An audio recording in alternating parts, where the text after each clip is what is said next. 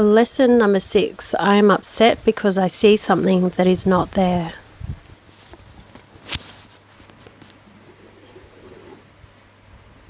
Today's workbook lesson is giving us the chance to unpin, to unwind from the belief in being trapped in appearances. When our very identity of love, of the living Christ, a perfect idea in the mind of God, has been forgotten, has been completely pushed out of awareness, and now appearances seem to have come to take the place of love and light. This condition could be called hallucination. Just like a dry and thirsty traveler walking through a desert, feeling scorched and hot and parched and dry, may hallucinate an oasis of shade and water. The sleeping Son of God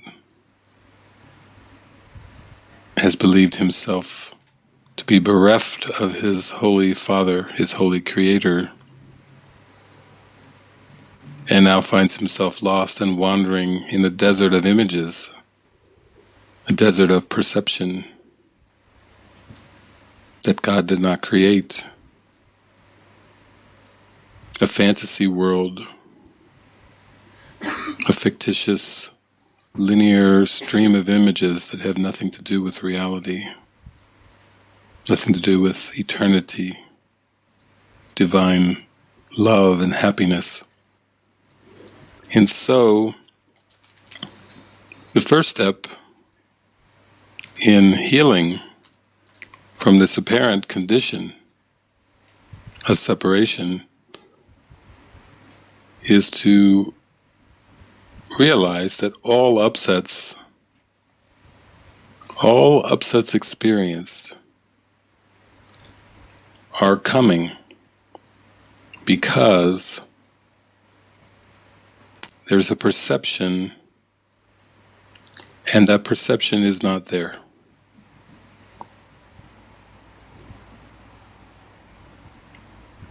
And the ego may ask, but why is it there? But remember, the ego is the denial of God, the denial of love, the denial of eternity. The ego is the death wish. And if you give your mind to a death wish, if you give your attention to a death wish, your focus, what else could you expect but a hallucination? Death and hallucination go together. Life, eternal life and happiness go together. In this world, we get apples from apple trees, and oranges from orange trees, and grapes from grapevines. Why would it be possible to get perception, temporary fleeting images from an eternal creator?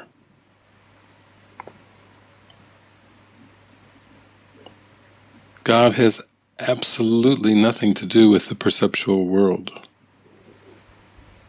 And God is reality. And so hallucinations cannot exist, cannot have reality. You don't get images from something that's abstract and eternal. You don't get a linear stream of symbols on a timeline from that which has no beginning and no end, that which is infinite.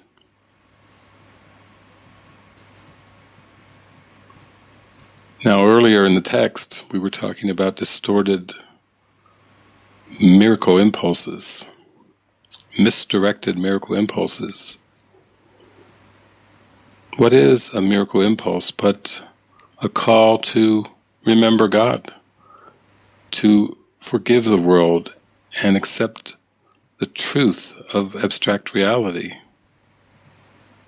to forget the images, to release the image maker, and accept reality exactly as it is. There are some New Age teachings that teach you can create your own reality. And there are some that will say A Course in Miracles is simply a New Age teaching. But I tell you this, Jesus in the Course is teaching the exact opposite of you create your own reality. Jesus is teaching us that God is the creator of reality. And even as a child of God, you can only accept reality exactly as it is. You can accept reality. And he gives us the means to accept reality. He says you must accept the atonement for the error of ego. Accept the correction for the belief in separation. Accept.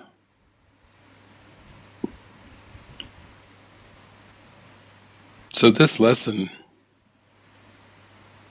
I'm upset because I see something that is not there, gives a hint of going way, way beyond the law of attraction, way beyond the belief in manifestation.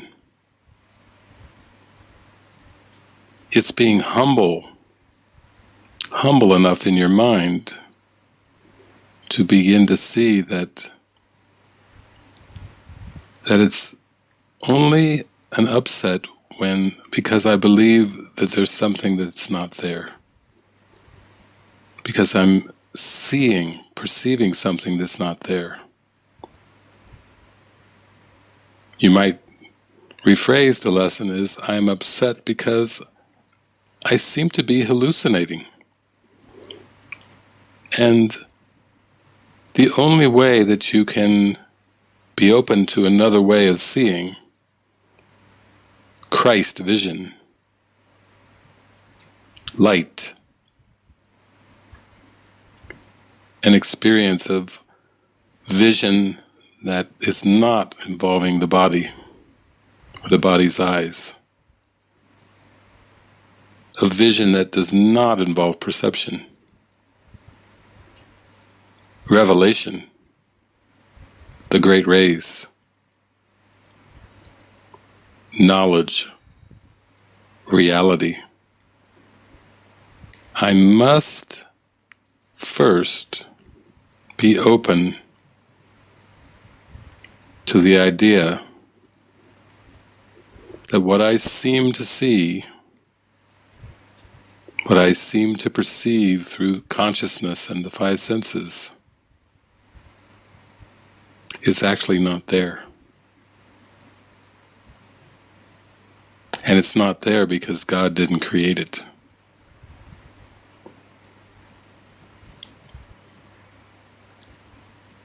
So the text said we may get glimpses of the end, which Jesus calls revelation,